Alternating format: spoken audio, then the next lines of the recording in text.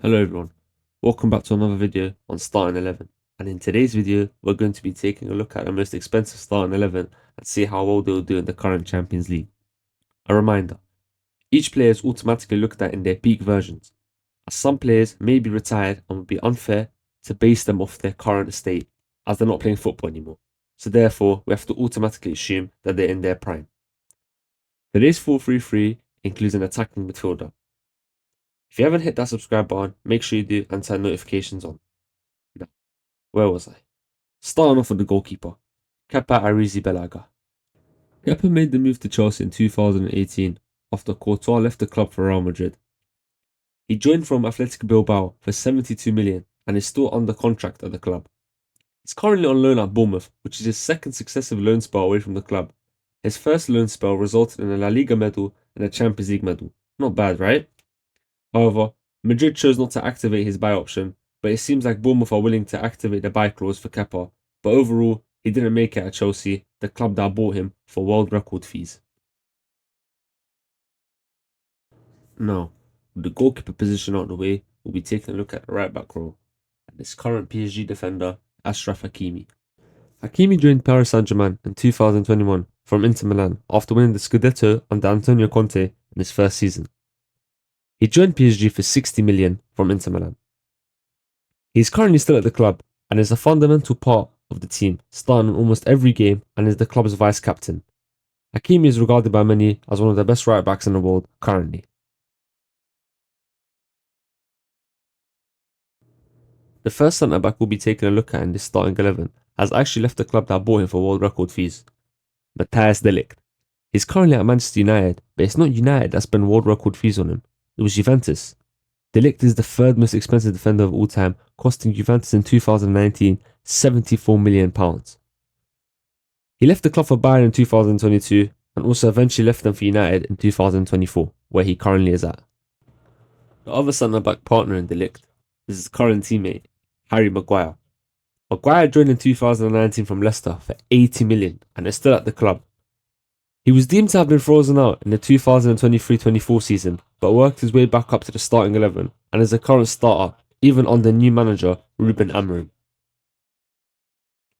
To complete his backline, in the left back position, it's current Croatian and Manchester City defender Josko Gvardiol, the most expensive defender of all time. The Croatian defender joined the club in 2023 from RB Leipzig for roughly £81 million with potential add-ons that could make him even more expensive. He doesn't look like to be leaving the club anytime soon, as he's planning to extend his contract that ends in 2028 to 2030. Now, onto the midfield. The first midfielder we'll be taking a look at is current Argentine and Chelsea player Enzo Fernandez. He joined from Benfica in the 2023 January transfer window for 107 million and had some rumours to leave the club in the 2023-24 season, but responded with a celebration after a beauty free kick against Aston Villa, saying he's staying. He had troubles at the beginning of his Chelsea career, but seems to be picking up form recently and has become more consistent. His contract also runs up in 2032, so I doubt we'll be seeing Enzo Fernandez leaving Chelsea anytime soon. The next midfielder partnered Enzo Fernandez in the 8 role is current England and Arsenal midfielder who scored 2 beauty free kicks against Real Madrid recently, Declan Rice. He joined from West Ham in 2023 for 100 million and has 5 million add-ons as well to the deal, so it could cost around 105 million for Arsenal. He's not had any rumours whatsoever to leave, and his current deal runs out in 2028 with an option to extend until 2029. The final midfielder in the starting 11 is Felipe Coutinho in the number 10 role. Honestly, what went wrong with this boy? He was so talented at Liverpool, had the world in front of him. It just didn't work out for him at Barcelona. He failed to fit into the Barcelona system and was loaned out to Bayern Munich in the 2019-20 season and eventually sold to Aston Villa for 17 million. Keep in mind, he's the most expensive midfielder of all time, costing Barcelona 142 million. That is ridiculous. He's currently on loan at Vasco da Gama in Brazil, still contracted at Aston Villa. But honestly, this guy is one of the biggest what-ifs. Now, with the midfielders out of the way, we'll be moving on to the attackers. The first position we're starting off with is the left wing, and it's the most expensive signing of all time, Neymar. PSG signed Neymar in the 2017-18 season for 200 million from Barcelona. He was a key part of the PSG side for 6 seasons, eventually leaving for Al Hilal in 2023 for 77 million. They made a big loss on him. He was still world class, but many put a case he should have achieved more. For example, many believe he is the best player to never win the Ballon d'Or.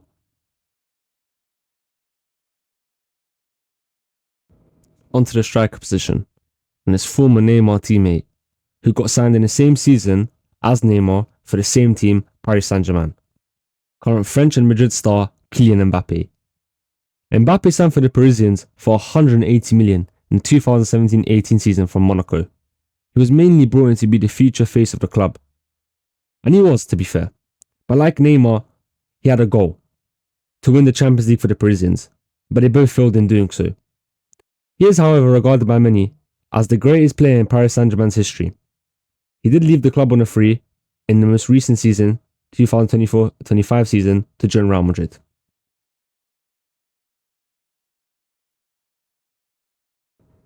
To complete the attack and start an 11 in the right wing position is also former club level Kylian Mbappe teammate, but he is also current international Mbappe teammate. He was bought 2 times to replace Neymar, once for Barcelona and once for Paris Saint-Germain. It's Ousmane Dembélé, a man considered to be in the running for the Ballon d'Or this season. He joined Barcelona from Dortmund for 135 million, but his time at Barca was filled with injuries. He eventually left the club in 2023 to join Paris Saint-Germain for 40 million, but took half of that money due to a clause in his contract, so only left Barcelona with injuries and 20 million. He is now hated by the fans. That's the starting 11 now complete. I want to add a new addition to the videos. A manager that fits the video topic. For example, the most expensive manager of all time, due to the fact this is the most expensive team of all time. The most expensive manager of all time is Julian Nagelsmann.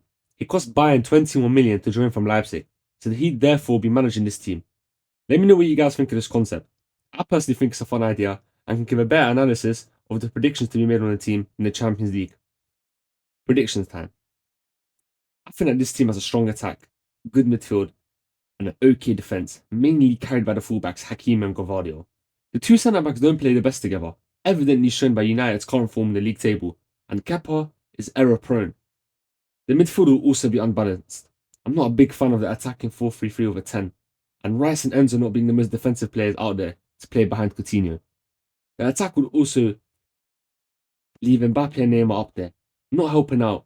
Only Dembélé would be the one dropping back. We saw at Paris Saint-Germain, Mbappe and Neymar don't like dropping back. Regardless, a prime Coutinho playing Mbappe in behind would be lethal. I think this team would go as far as the quarters, or even semis, depending on the route, but no more than that. But my prediction for them will be the quarterfinals. That's the end of the video, everyone.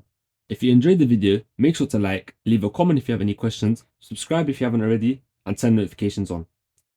In the next video, we're going to take a look at the best starting 11 based on free transfers. See you then.